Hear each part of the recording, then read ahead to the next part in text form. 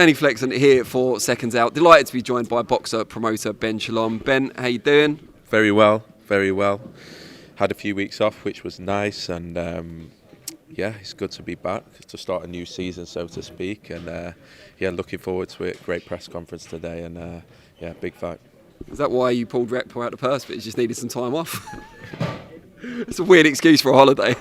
You know what? That might be the best excuse. No, I'm joking. We'll get to that. Let's start on the positives. Buatsi, Azeez, incredible fight. Really good friends. Number 1, number 2 in the world. Were you a bit worried when you made it that there wouldn't be enough needle to sell it? It's true, actually. It was a weird one. The way it came about was weird as well. You know what? When we were negotiating the fight, I realised how tense it was, and I was like, wow, this is actually going to be a serious thing, because they've shared trainers, they know the same people, they're from the same areas, they've got people that probably will be split with this fight, and there's an intensity about it as well. There's Joshua Buatsi is one of the most talented fighters we have in this country. He's always been put on a pedestal, but has worked incredibly hard to get there. And then Dan Azeez has just come from nowhere in the past 2 years, one of our proudest sort of achievements, and I'm so proud of him for getting here. Buatsi was our big signing. He gave us a lot, so people might say, oh, I'm best mates with Dan, but Buatsi put a lot of trust in us and a lot of faith in us, and I'm forever indebted for him to come over here. And I think it's a good fight for them both. I think it's the best fight for them both. Fans love British fights, 50-50 fights, and to have two unbeaten guys that are such hard workers, such natural fighters, love to fight, to be able to do this at the O2 both from the southern area. What a day for the southern area to have two of their own come up, headline the O2 live on Sky Sports just before world titles sort of ensue as well, both a lot on the line. And yeah, it's definitely the fight I'm looking as a boxing fan, as just a boxing fan, that just purely from the fight itself, it's one that, yeah, probably this year is the fight I'm looking forward to most. And yeah, credit to both guys, both a pleasure to work with. As you alluded to there, Buatsi was quite vocal about the fact that you seem closer to Azeez than to him. If you had to have one of them as best man at your hypothetical wedding, which one would you opt for? Honestly, you couldn't pick two nicer guys. Dan. You can't have two best men. Listen, Dan, we almost came through together. Like, I remember no one thought anything of him for a while. He won his British title and we kept going, and he's just developed incredibly, and he's been active. And of course he knows that I'm close with Dan, but Buatsi I've known about a year now. He's an incredible guy. He loves to fight. He's got this misconception that he avoids fights and that he's inactive for a reason. All he wants is activity. He's almost jealous of Dan and the fights that he's been having so consistently. That's all he wants. He does a lot for charity. He's a professional role model. He gets his opportunity. When he came, all he wanted, he said, I want the big nights. I want the big lights. I want the big nights. I want to show myself in a shop window. And he gets that at the O2 on the 21st of October. I think it's a perfect fight for them both. For me, it's about the best man winning. I just want a fair fight. I just want a clean fight. I just want them both to come out safe. I genuinely, as a fan, am so excited for that. Yes, it's tense. Yes, there's so much on the line. Ultimately, may the best man win. And both of them, after taking this fight, will have plenty of opportunities as well. So Buatsi would be at the wedding but not in the wedding, is what I'm getting. Settle this debate then. Did Buatsi ask for this fight? Because that was a bone of contention up there. I think it became apparent that it was an easier fight to make than we thought after a few months of having them both on the roster. It wasn't something that we thought would happen. They both had their own routes. Dan was going to defend his European this summer.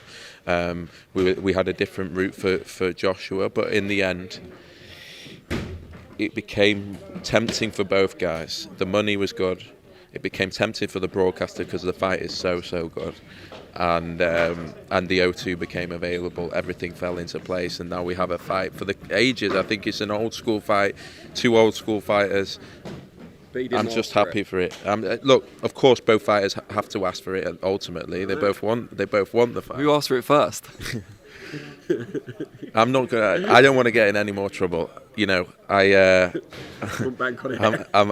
happy both guys have taken the fight, and credit to both of them, and that's what we want to see. And yeah, a lot of bullshit in boxing these days, but this is an advertisement for British boxing. Well, let's clear up some more bullshit in boxing. You've faced a lot of criticism over the last week. Maybe it didn't penetrate as you were on holiday, but Richard Riakporhe withdrawing from the purse bids for a world title shot, and quite late on as well. It's like the day of the bids, apparently. Tell us your side of it. Why was that move made?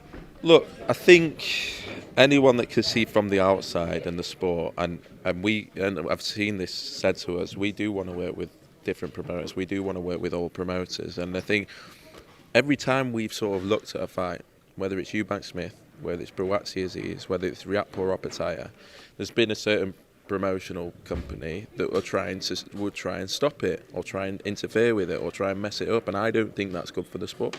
But happens every fight that we make. Every single one. I'm not going to talk through every example, but if you think back to every single fight that we do make and think of the issues and the troubles, I always said certain fights were going to happen, they were always going to happen. But to clarify, that's Matchroom. To clarify that, yeah, and so it gets to the point where, they don't have any interest in Jai Opataya. And the history of that was, we were negotiating with Mick Francis. We got offered a deal to Australia. We said, okay. We took it to Richard. We sort of said, all right, this sounds okay. Do we have proof of funds? Do we have Queensland? It's a smaller business. And we asked for them. Never came. We were happy with that. Then, even after Matchroom signed, the manager himself got in touch with us, said, no, we haven't actually signed. And we're like, okay, this is confusing. We've spoke to 3 representatives of that team. He said, just get to this, offer us a number, offer the date, this is what we want, send over a contract, we're done. Did all that, send over a contract, silence again. So Richard's had 2 dates that we've agreed to, getting ready, and at both times it's not happened. It's gone on and on and on. We're confused beyond belief. And then it got to a stage where it got close to the purse bid. A couple of other opportunities become available. People talk about this will be his highest ever paid. He's got a contracted purse for his next fight that's more than he would ever earn from this purse bid on 35%.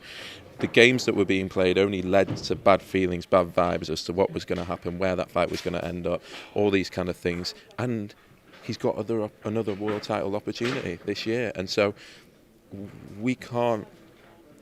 It's so obvious what's going on to try and disrupt it. I don't want it to continue. I hope it won't continue. We're always here to talk to another promotional company and say, how can we sort this out and stop this? But it got to a point where it was the right decision for Richard. Richard has to make the decision himself. He's been part of the process. And luckily, or fortunately, or something that we've worked very hard for, he has another world title opportunity, which will be announced. But yeah, he just got to a stage where it was exhausting. We'd accepted two offers, and in the end a different opportunity come up, and we feel like we hope that going forward we won't be messed around. I mean, it'll be interesting to see what Jai does now. Is he with Matchroom? Is he not with Matchroom? Are they going to promote him? Are they not? Maybe they will. I don't know. But we had 3 different representatives.